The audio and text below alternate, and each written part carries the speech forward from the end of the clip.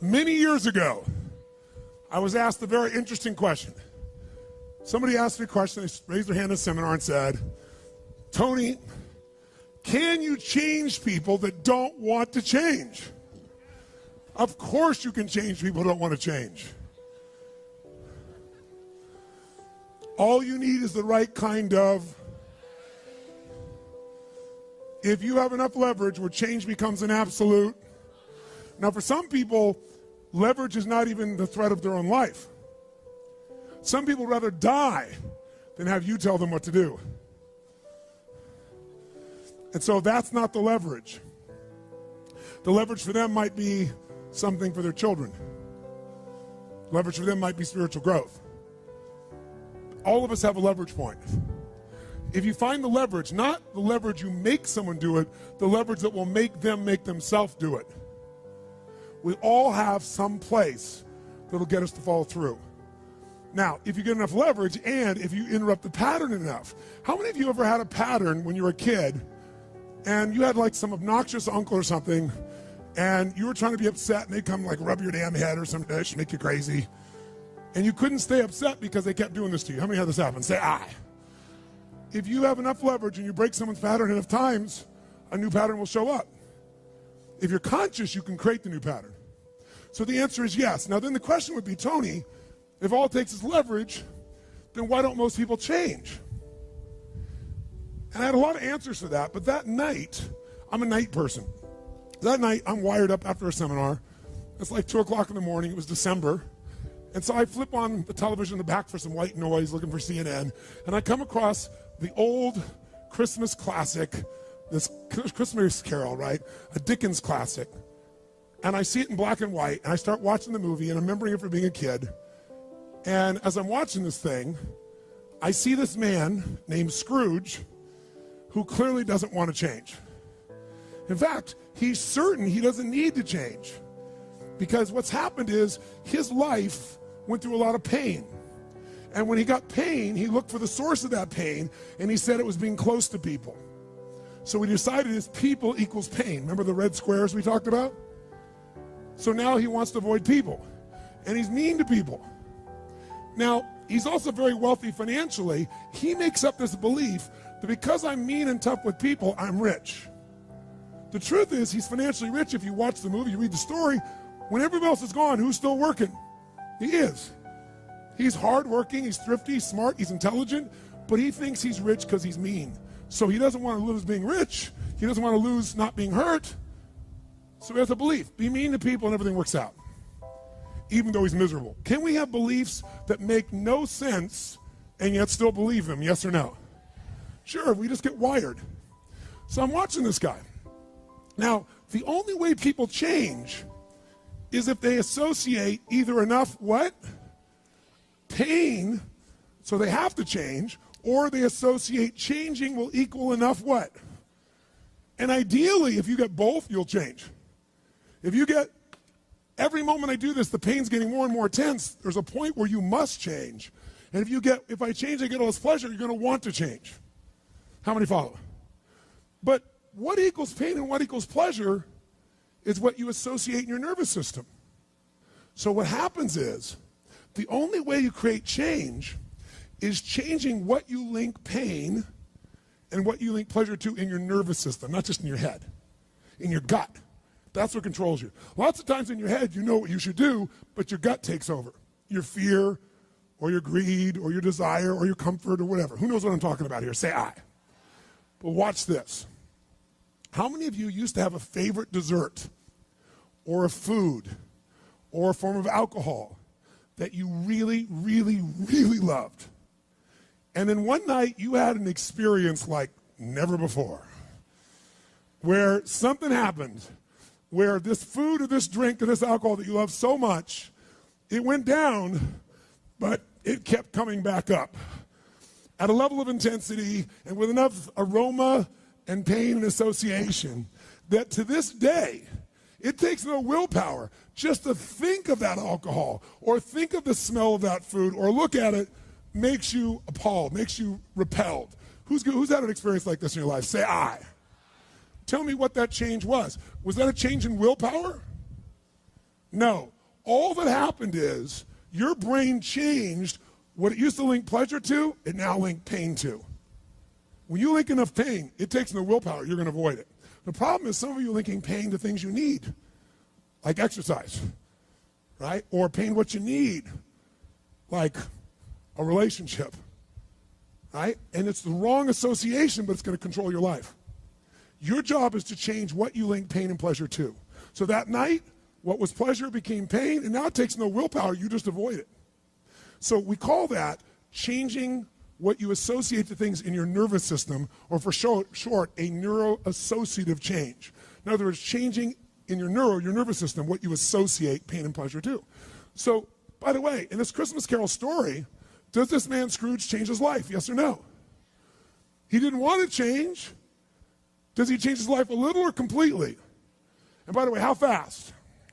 An heartbeat, in one evening. How does it happen? 3 neuroassociative conditioning specialists show up at his house.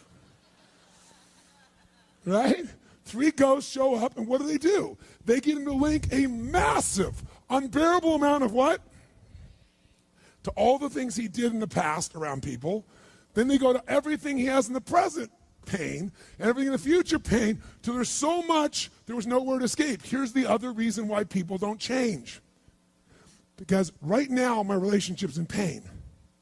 But it was good in the past. So you escape having to change by remembering a good time.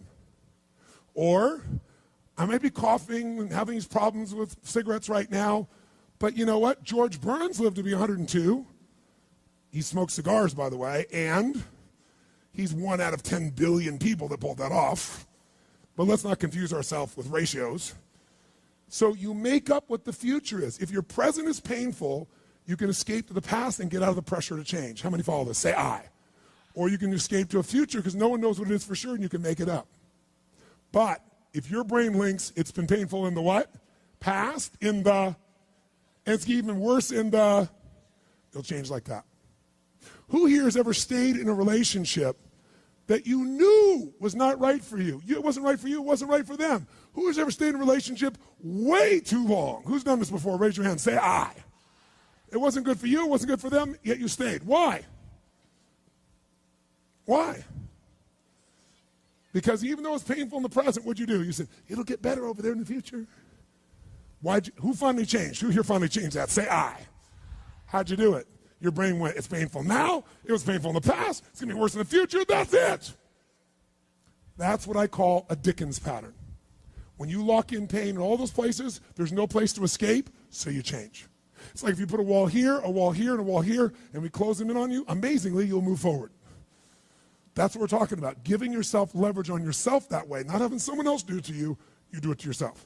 That's when you got the power again. How many get it? Say I. This could be the greatest time you ever live if you control what you focus on, if you find a more empowering meaning, and if you decide to model the actions of those who succeeded before you. It can be the best financial time, the best emotional time, the best spiritual time of your life, but you better take control of your state. And if you think you're going to do it just by today, you're wrong. You're going to need to get yourself some rituals. Right now, every one of you in this room is controlled by your rituals. I don't just mean this one. I mean every morning you get up. I know your body. I can look at your body right now, and I can guess your rituals. Some of you, your rituals to work out 5 times a week, I can see it clearly. 4 to 6 times a week, it's obvious. Because you couldn't look like that if you didn't do that. Some form of workout. I don't care if it's walking, lifting, whatever. Some of you, it's obvious that lifting weights is part of it. You can see by that man's muscles. I know what his rituals are. Because your life comes from your rituals. If you don't develop the ritual, you're kidding yourself. How many agree with me on this? Raise your hand, say I. And there are rituals that put you in state, and there are rituals that take you out of state. You have rituals in your relationship, you have rituals with your body, you have rituals around your finances, and the rituals that worked in the reaping time of fall in the markets and in business and in real estate, those rituals won't work now. If you do the right thing at the wrong time, you get pain. I'll say that again. If you do the right, you go, but Tony, I'm doing the right thing, but I'm not being rewarded. If you do the right thing at the wrong time, you don't get rewarded, you get pain. So you better do the right thing at the right time, and to do that, you better know what season you're in, and to do that, you better learn how to change your state. how to take control of your own conditioning. That's what I live for. Does this make sense to you, yes or no? Come on, guys, yes or no? So now it's time to train yourself to do that. I'll show you how fast it can change. Try this just for a second. I want to show you what you can do with just focus. Try this for a moment. I'm going to give you a test. Sit up in your chair with some energy. Make sure your buddy next to you is in a strong state. If otherwise, adjust their state. Come on, change their physiology, whatever they got to do. See if they're ticklish. That might help. Now do this. I want you to look around this room right now and find everything in this room that you can find that is brown as fast as you can. Look for brown, look for brown, look for brown, look for brown. Look around you, look for brown, look for brown, look for brown. Okay, close your eyes. I'm going to give you a test. With your eyes closed now, shout out loud everything you saw that was red. If you see a lot more brown right now than red, say yes. Open your eyes. Look for red now. I want you to really look for red. Look for red, look for red, look for red. Anything you can find that's red, look for red. All around you, look for red. Raise your hand if you found more red this time and say I. Why did you find more red this time? Because seek and you shall. That's right. Whatever you focus on, you're going to find it. In fact, let me tell you something. You'll even find it when it's not there. How many saw burgundy, called it red, just so you could have more things you counted? Raise your hand, say aye, come on. See, whatever you're looking for, you're going to find. So if you want to change your life, my friends, you've got to change your physiology and you got to change your focus. By the way, how fast can you change that stuff? How fast, my friends? How fast? How fast? Come on. In a heartbeat, once you rechange your conditioning. That's all you got to do. And you can do it fast. You can do it with a question or two. Try this right now. Answer this question in your mind and be honest. What in your life today, if you wanted to be, could you feel proud about right now? If you wanted to feel proud, if you didn't feel like, I shouldn't be proud, if you wanted to feel proud, what could you be proud of in your life today? Your children, your health, your body. Is there a problem you faced? Instead of running from it, you finally stepped up and handled it? What could you feel proud of in your life today if you wanted to feel proud? How many can think of something? And when you think about this thing you're proud of, what about that makes you feel proud? What do you focus on that makes you feel proud? How do you breathe when you really start to feel proud? What's the kind of look on your face that starts to happen when you let yourself feel proud? Yeah. How's that feel?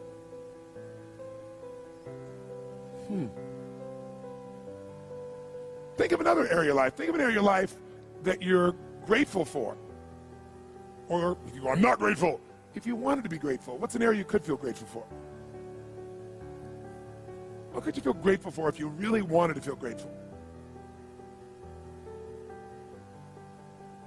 How many can think of something you could feel grateful for? Let me see your hands. And what about that are you grateful for? What do you focus on that makes you feel grateful? How does it feel when you're really, truly feeling filled with gratitude?